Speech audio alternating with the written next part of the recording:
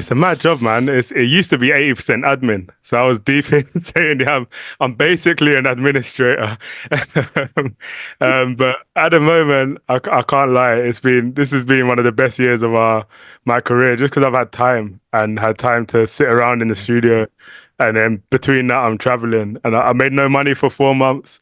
Um, but, but it's actually like time is the best thing you can have. So, I've been super grateful recently, man. Best job in the world. Yeah, you underestimate how intense it can get, and then it hits you, and you look back on the year, and like I've been so stressed.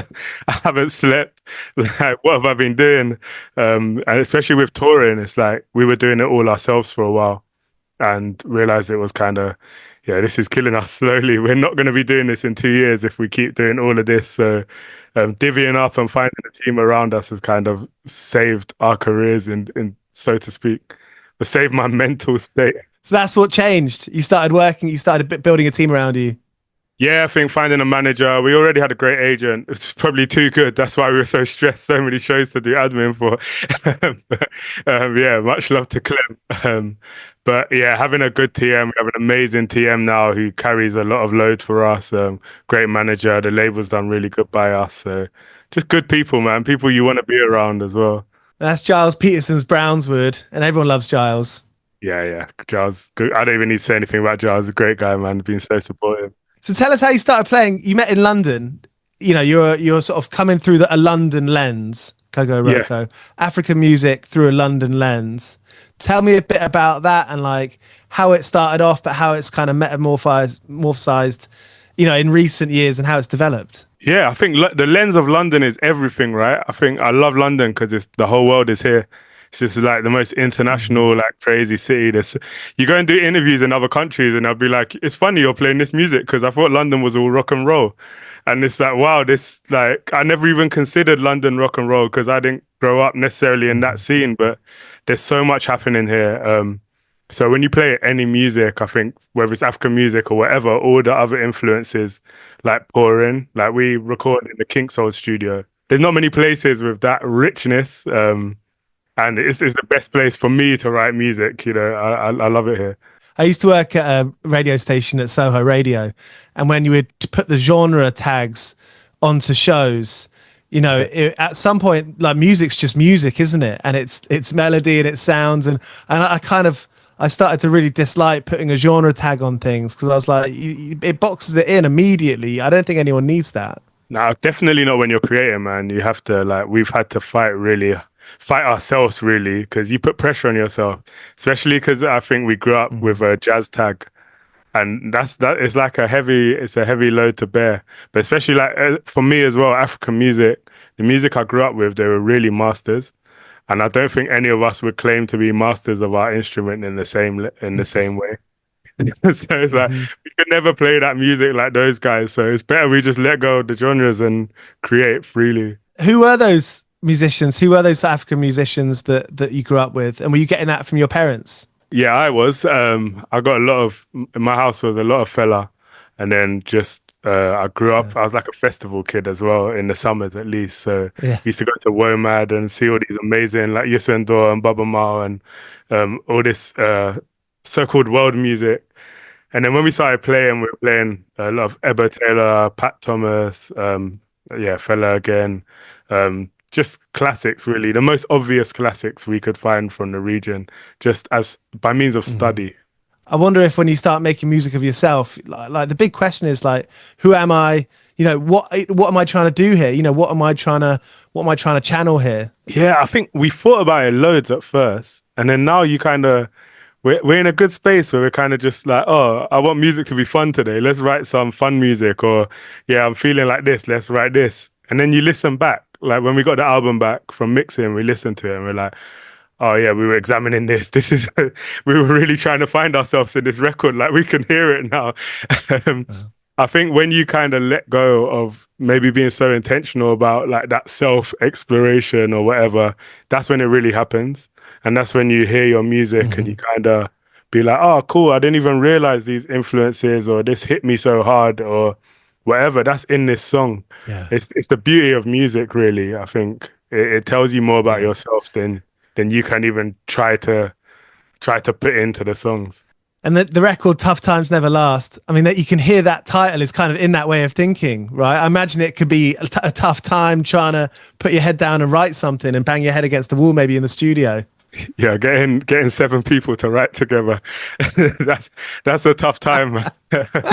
I think that the title is definitely like it's true to our lives, but and then it's definitely true to the process of every song we've written. A lot of the songs that we Mhm. were getting to mix in, we're like, I still hate this song. It's still not there. Like there's something there, but we still can't get it. Um, and like kind of attacking it at the end, like those last couple weeks, Mm. a lot of the songs for us kind of landed. And it was tough. It was tough Really? as hell. In some ways, it was like a really fun process. And then when you realize we've got a deadline and a label waiting, and we've got Mm. an album show that we've got that's meant to come with the record, the pressure comes. Yeah. So yeah, it's the story of every song, but also it's just I think a beautiful thing to walk with in life. Like tough times don't last, and there's Mhm. generally something kind of fun around the corner. 101. How do you think you've got up until this moment? Because it's like your second album in like what 3 years, and you must have played a bit. You know, before you're probably playing, you know, for a few years before that first album. So I mean, that's a short amount of time, but long in terms of being a young person and you know surviving, paying rent, whilst also giving yourself a bit of time aside from the music, which is such a full time thing. So how do you think you know you've done it up until this point? No, I think like it's happened accidentally, and that's the kind of best way for things to happen. I like for me myself, I Mm. can not everyone in the band, but I was like a bedroom producer. I made beats, and it wasn't this. I kind of gave up on anything happening in that way. It was just something I done for fun. And I met the Mm. right people. I met Sheila.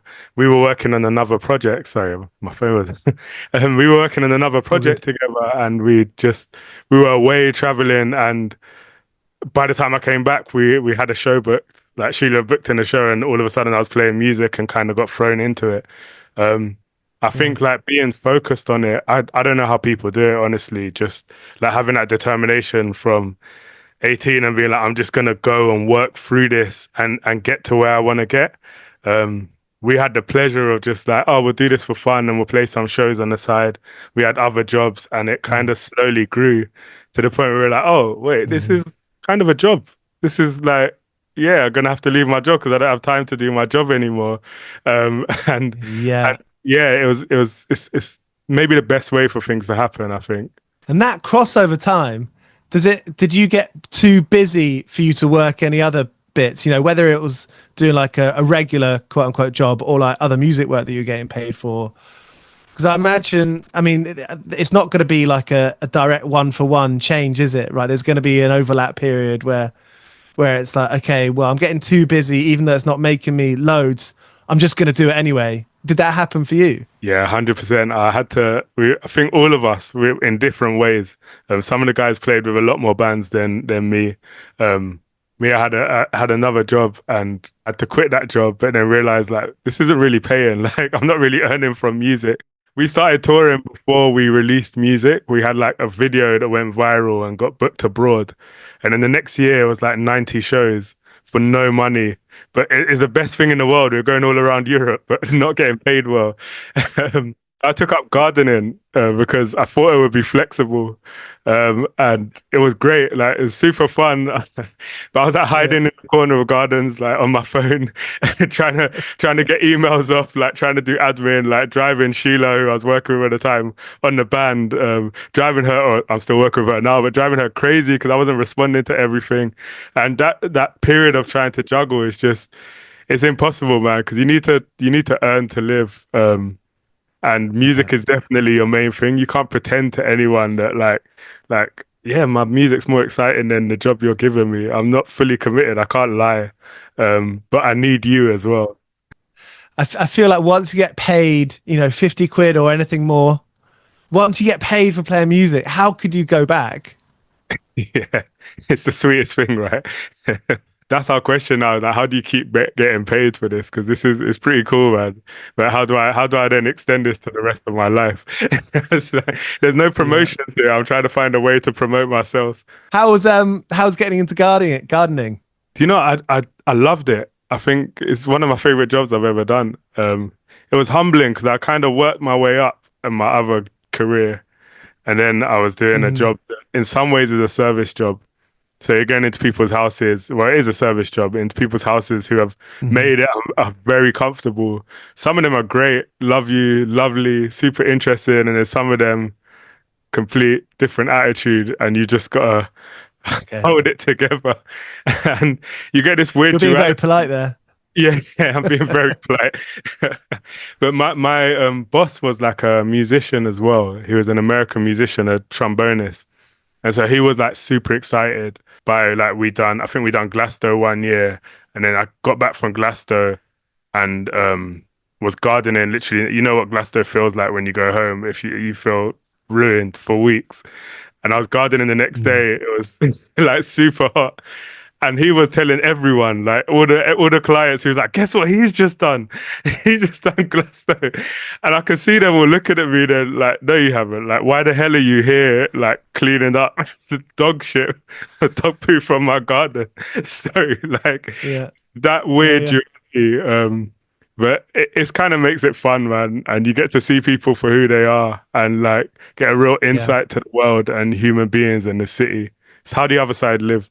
For sure. Like work is such a, I don't know if like divisive is the right word, but it's such like like we all have a different upbringing. We all have a different understanding of what work is and Yeah. things that we allow ourselves to do, or like rather things we don't allow ourselves to do. You Yeah. know, I've got plenty of friends growing up where it's like, oh man, I could never play music. You know, it's like, I got to feed my younger brother or something like that. And, and obviously growing up in around London, you have people who are wealthier than others. And that's one of the beautiful things about living in this city. I feel like you sort of meet people from all different backgrounds, right? And one of the big things I feel like I've learned is just never really judge anyone. You know, even if someone's like loaded, they might have had a different, difficult life, different to me.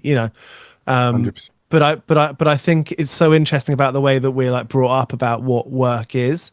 So what were you brought up like? What did the people bringing you up and the people you were around, as a teenager but also younger, what was their attitude towards work? Like what did they want you to do?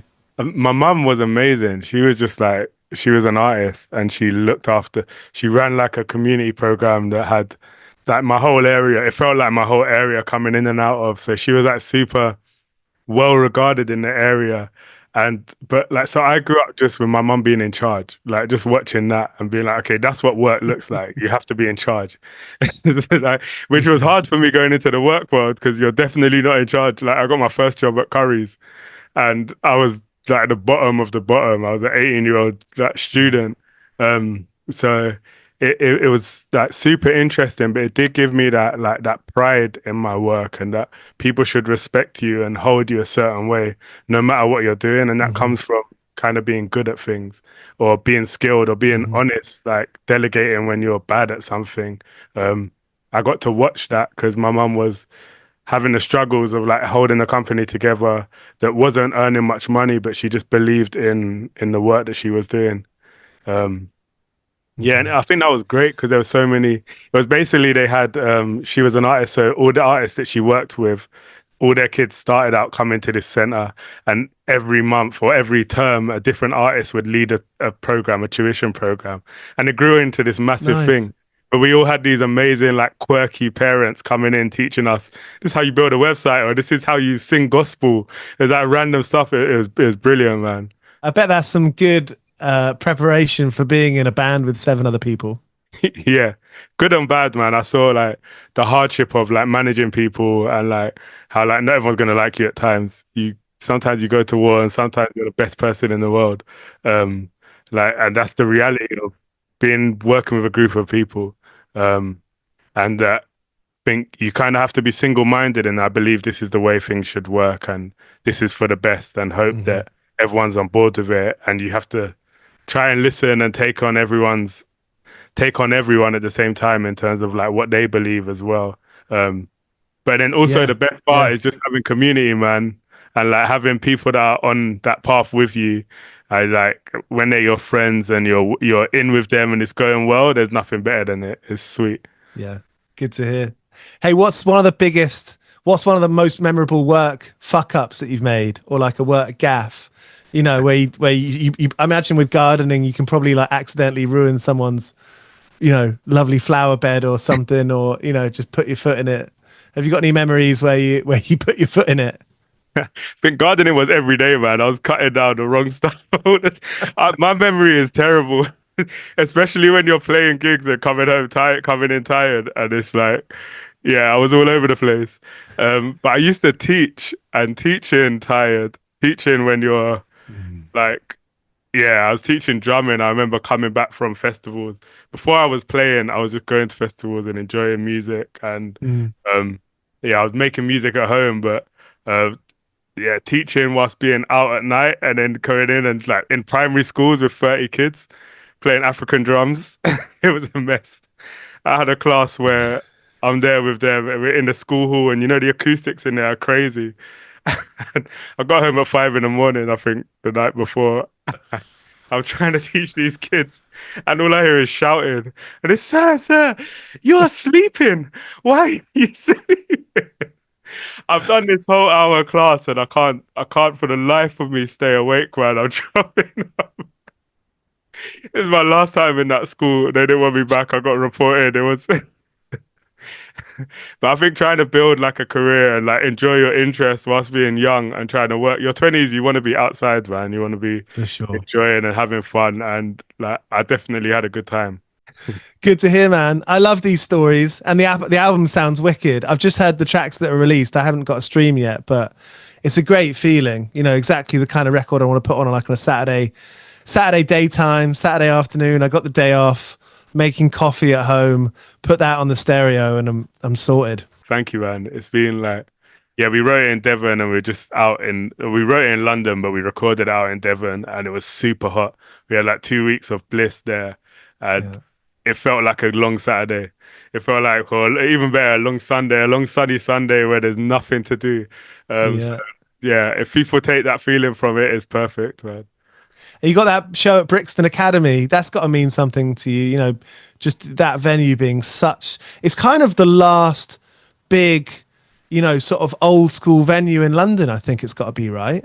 Yeah, it's nuts, man. I think I remember like I used to live down there and seeing people come out for gigs. And, like everyone's running from the station and you got the touts there. And like I think that happening for you is crazy. Really imagine music any bigger than Brixton Academy. My mum saw a fella there, like I saw Wu-Tang there, I think was the first gig I saw there. Just like so many artists have played there. So it's for me, like after that it's just fun. You Yeah. get to do venues like that. It doesn't get much bigger in my mind. Great to hear. Well, lovely to meet you, and I'm looking forward to that show. Thank you very much, man. All Nice to right. meet you. Nice to meet you. See you again soon. See you soon. See you, man. Bye. Cheers for watching. This is 101 Part-Time Jobs. You can find us on Apple, Spotify, and all podcast apps. We've done interviews with Aurora, Kneecap, Idols, Lauren Maybury of Churches, and loads more. So tap into 101 Part-Time Jobs on Spotify, Apple, and all podcast apps.